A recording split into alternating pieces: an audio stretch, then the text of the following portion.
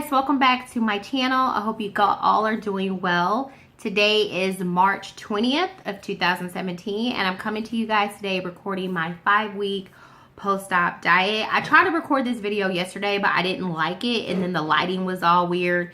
So now that the sun is out, I'm trying to hurry up and do this video real quick for you guys. So basically, let's start with my stats. My highest weight was 268. Date of surgery was 258. I weighed myself this morning because I knew I was making this video and I was at 240. So that's a total of like 28 pounds down and I'm more than happy with it because I know even if I would have lost 20 pounds on my own, I would have gained those 20 pounds back due to the no self-control of snacking and eating things that I shouldn't be eating. So I'm really happy with my 28 pounds so far. And I've been sitting at like 240 for about a week now, or maybe even a little bit longer. And then when I do step on the scale, it's like 239 and then it goes back up to 240. So I'm just gonna say it's 240. And I think that I might be like a slower loser, and that's okay. I'm going to be okay with that because I don't want to lose weight super quick to where I'm not recognizable and stuff like that. So I'm okay with what I've accomplished so far. So I really want to focus on the diet and what I experienced. So before I left, I was given my diet recommendations, and my diet recommendations were week 1 clear liquid diet. So that was apple juice, electrolyted drinks, broth, and water. And then week 2, it was everything from week 1, and then I could have protein shakes. So I started incorporating the Premier Protein chocolate that I was drinking. And then the third week was creamy soups. But you couldn't have anything solid in the soups. So that was like cream of chicken, cream of mushroom kind of soups. I ate the cream out of like clam chowder and stuff like that. I had chicken noodle soup. So that's pretty much the kind of things that I was eating. And I could still have everything from week 1 and 2, including the creamy soups. So week 4 was the semi-solid phase where they wanted you to do like pureed. I didn't necessarily puree anything, but I did eat super soft things. So I had like super soft eggs with avocado and salsa and just things that were really soft, like applesauce and stuff like that. I didn't have any starches per se, but I just ate a lot of eggs and stuff like that. And then week 5, which is the week that I am on now, I can start incorporating like chunks of meat, and I'm pretty much off of restrictions. You definitely want to make good calorie choices, good protein choices, but I'm not on any liquids or anything like that. So I am free at last, and I'm so happy about it because I was getting relatively bored with eating the way I was eating. So that brings me to my next topic. When they gave me my diet restrictions, the ones I just explained, I was like, that's gonna be so easy because I'm not gonna be that hungry. I'm not gonna want to eat a whole bunch of food. They just took 80% of my stomach out. I feel like crap. I doubt if I'm gonna be hungry. Well, I was wrong. So first I was cranky because I couldn't drink the way I like to drink. Like I had to take little tiny baby sips, and even that would get like stuck because you're so swollen. You just had surgery. It's going to take time for your body to adjust and heal. So I just was frustrated because I was super thirsty and wanted to drink and was having troubles with that. But then the food temptation started to come in. And I will tell you that it's more mental than it is physical at all. Because literally, you don't want it, your brain wants it. To where your whole body thinks that you're hungry, but you're really not hungry. So this started to kick in week 2. Babe was home and I made like a stir-fry dish or something. And it had like pork, tenderloin, and like onions and rice, and I made enough to where it had like a broth to it so that I could sip the broth portion. but I wanted to taste it. It was smelling good. Excuse me. It was smelling good, and I wanted to taste it. Like, I was like, I want this, like, now. So what I did was, I knew I couldn't digest it. You know, mentally, I know you cannot have this, Adrian.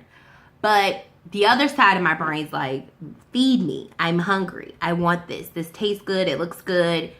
It was a comfort dish, you know. And so what I did was I tasted it, but I chewed it and then I spit it out. Now that is ridiculous. Like, who would do that? You would think, who would sit up there and spit out food? I mean, it's crazy. But I did that more than once. I did that with potato chips. I would lick the chip, throw it in the trash. Or I would chew one chip and then, you know, spit it out. I did that with quite a few different things that I was exposed to because I wanted to eat them. My sister was still here, so of course, you know, when we have company, we try to make sure that everyone is, you know, nicely fed, you know, comfortable, and, you know, just make themselves at home. So of course, Babe cooked dinner for my sister, and I was wanting to eat this stuff, and I'm like, I just went in the room, watched TV, because it kind of makes you depressed. You're like, what did I just do to my body? Like, literally, what did I just do? I was so excited to have this surgery. I was amped. I was proud of myself that it finally happened. And then what happens? I end up going through a situation where I was regretting it. Like, I was like, I wish I would have never done the surgery. Like, did I really need the surgery? Was I okay just the way I was? And I just was my self-esteem was just, and my brain was just messing with me and making me feel like I wasn't, you know, because now I can't eat anything. And I was upset about that. And it made me sad. It made me kind of depressed. It made me kind of seclude myself because I couldn't eat. I know that's a part of the process. And going into this, I did every possible bit of research that you can think of. But once you actually have the surgery, things are a little bit different. And you have to go through it to kind of know. So when I would watch other videos or do research, I'll be like, okay, well, that makes sense, and da-da-da-da-da. But I really couldn't grasp it because I was not sleeved yet. So once I got sleeved and I came home and started to recover, I'm like, okay, this is what they were talking about. I get it now. So yeah, you're just mad, uncomfortable. You're upset because you can't eat. Your whole life is different. It's completely different, and it sucks at first, you know? And not to mention if you're still in pain or you may experience nausea, so you're still healing on top of not being able to eat. There is just a lot. So pace yourself and just prepare yourself that those are some of the things that you may end up experiencing. So I started to feel a little bit better around week 3 when I could have soups. I just felt like I had a little bit more variety. So I started, you know, trying different soups and stuff like that. But even then, you can only take like a couple bites, and then I was full. Like, I probably took maybe like 5 or 6 bites of soup or whatever, and I was good, and I just couldn't even believe it. And then your grocery shopping habits will change, because the way I used to grocery shop, like, I used to know everything we get like clockwork at the store, be out of the store within maybe 45 minutes to an hour, just depending if it was crowded and stuff.